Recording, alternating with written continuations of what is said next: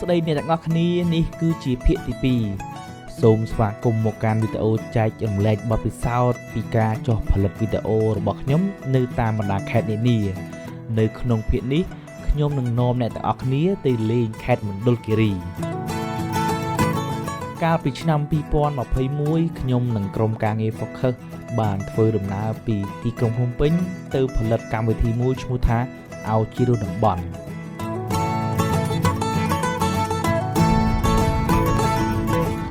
ខ្ញុំសូមរំលឹកអំពីកម្មវិធីបន្តិចចុះអោជីរតំបន់គឺជា Multimedia Project មួយដែលពិពណ៌នាអំពីម្ហូបប្រចាំតំបន់នៅតាមបណ្ដាខេត្តនានា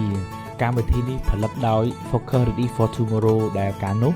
ខ្ញុំទទួលខុសត្រូវខាងវីដេអូនិងរូបភាពទីណាជាពិធីករ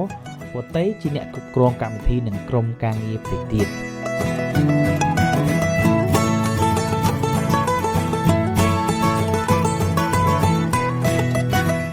បើគិតពីពេលវេលាធ្វើដំណើរយើងចាយពេលអស់ប្រហែល6ទៅ7ម៉ោងទើបដល់ផ្ទះស្នាក់បែបសហគមន៍នៅក្នុងភូមិត្រែងឃុំដាក់ដាំខេត្តមណ្ឌលគិរីពេលវេលា6ម៉ោងវាពិតជាយូរមែនតែសម្រាប់ទស្សនវិជ្ជាតាមដងផ្លូវទៅខេត្តមណ្ឌលគិរីដែលស្ថិតនៅភាគឦសាននៃប្រទេសកម្ពុជាពិតជាមិនយូរនោះទេនៅតាមផ្លូវអមដោយធម្មជាតិដើមឈើគ្របដណ្ដប់លើភ្នំនិងបឹងតូចធំជាច្រើននៅចាំកំដរយើងជានិច្ច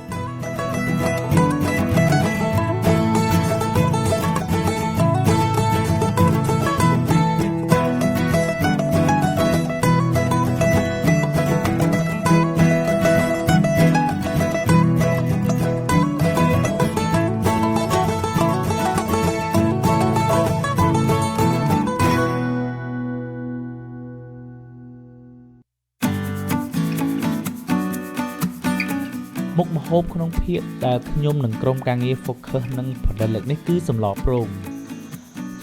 គឺជាម្ហូបបែបប្រពៃណីប្រចាំតំបន់មួយសម្រាប់ជនជាតិពូនង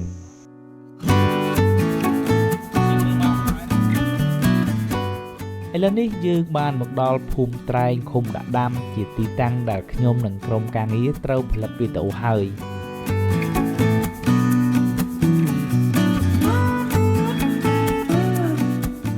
យើងបានជួបជនជាតិអាមេរិកគឺបងស្រីនិចនិងអ៊ំច្រេនគាត់ទាំងពីរនាក់នេះគឺជាមគ្គុទ្ទេសក៍ដ៏សំខាន់ក្នុងការផលិតវីដេអូក្នុងភាគនេះមុននឹងចាប់ផ្ដើមថតពួកយើងបានស្វែងយល់អំពីការរស់នៅជីវភាពរបស់ប្រជាជននៅទីនោះជាពិសេសគឺសម្លប្រងដែលជាប្រធានបទដ៏សំខាន់សម្រាប់ដំណើរមួយនេះក្នុងការផលិតវីដេអូភាគនេះគឺយើងបានបង្ហាញអំពីដំណើរការនៃការស្លសម្លប្រងតាំងពីដើមរហូតដល់សម្លឆ្អិនអាចពិសាបានឥឡូវនេះដល់ពេលដែលយើងត្រូវចូលថតហើយពួកយើងទាំងអស់គ្នាបានក្រោកពីព្រឹកជាមួយបងស្រីនិចនិងអ៊ំច្រេនដើម្បីទៅរកត្រីតាមរបៀបជនជាតិអាមេរិកដោយយើងត្រូវធ្វើដំណើរតាមម៉ូតូនិងឡានហើយត្រូវចុះដែកខ្លះទើបដល់កន្លែងរកត្រី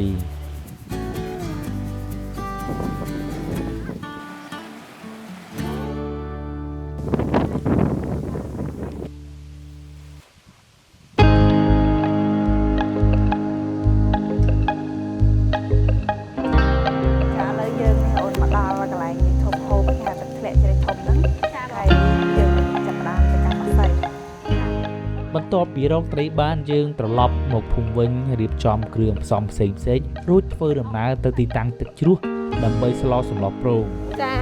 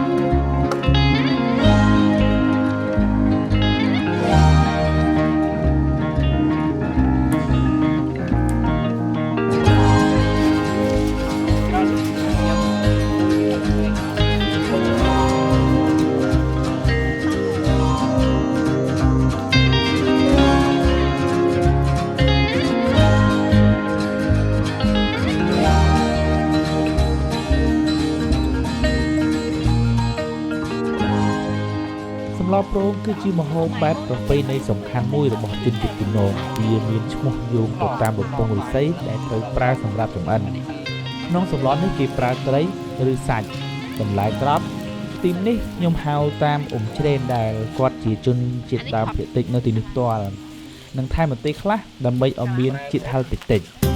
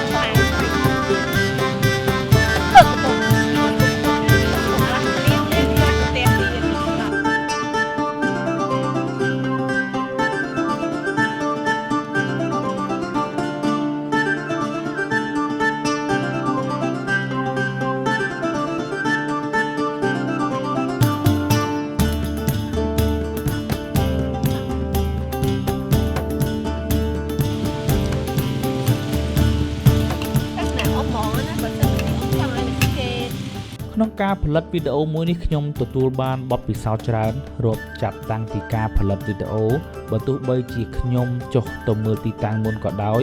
ក៏ការរៀបចំមិនទាន់រលូន 100% ឡើយគឺនៅមានចំណុចដែលត្រូវកែលម្អច្រើនសម្រាប់គម្រោងក្រោយៗទៀតទីតាំងភ្នំនិងចម្ងាយផ្លូវ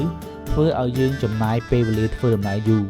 ដូច្នេះពេលយើងរៀបចំកាលវិភាគថតយើងគួរបន្ថែម1 ឬ 2 ម៉ោងថែមទៀត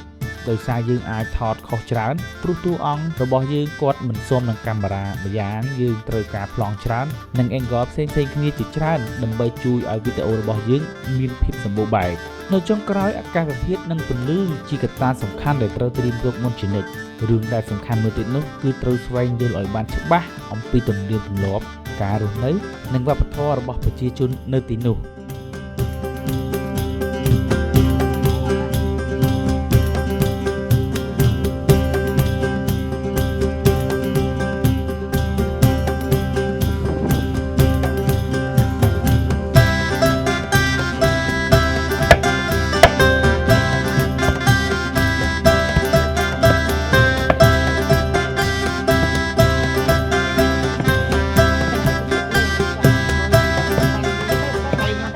សូមអរគុណដែលបានចូលរួមជាមួយខ្ញុំក្នុងដំណើរផលិតវីដេអូកម្មវិធីអូជ្រាវតំបន់របស់ជនជាតិដើមភាគតិចនៅខេត្តមណ្ឌលគិរីសូមកុំភ្លេចចុច Subscribe និងរូបកណ្ដឹងដើម្បីមិនខកខានវីដេអូបន្ទាប់សូមអរគុណ